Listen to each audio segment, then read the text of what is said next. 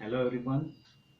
मैं विद्याशील public school के health and wellness club से आपके शिक्षक।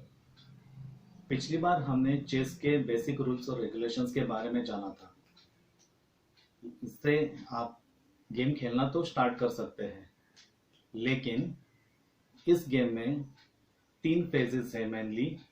एक है ओपनिंग गेम, जिसमें पहले 10-12 मूव्स आते हैं।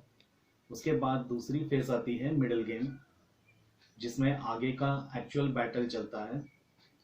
और सबसे लास्ट और इम्पोर्टेंट फेज होती है एंड गेम, जिसमें एक्चुअली डिसीजन हो जाता है कि कौन जीतने वाला है और कौन हारने वाला है।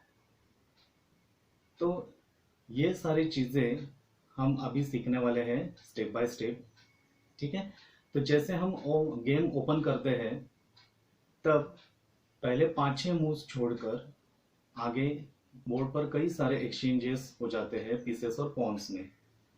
लेकिन हमें कई बार पता नहीं चलता कि हमने जो एक्सचेंज किया है क्या वो हमारे फायदे में हुआ है या नुकसान के लिए। तो ये जानने के लिए चेस में हर पीस या पॉन को कुछ न कुछ वैल्यू या पॉइंट्स दिए गए हैं। आज हम उनको जानने वाले हैं। तो आइए हम देखते हैं। सबसे पहले आता है पॉन, जिसे चेस में एक पॉइंट या एक वैल्यू मानी जाती है। उसके बाद नाइट, जिसे चेस में 3 पॉइंट्स या 3 वैल्यूज दी गई है।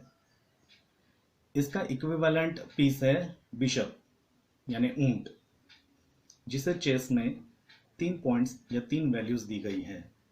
इसका मतलब है पॉइंट या वैल्यूज के बेसिस पर ये दो पीसेस इक्विवेलेंट है। ओके, सो उसके बाद हाथी आता है, जिसे रुक कहा जाता है चेस में।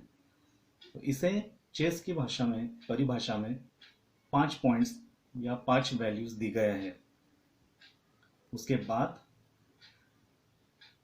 सबसे एक्टिव और पावरफुल पीस आता है क्वीन, जिसे चेस में 9 पॉइंट्स या वैल्यूज दिए गए हैं।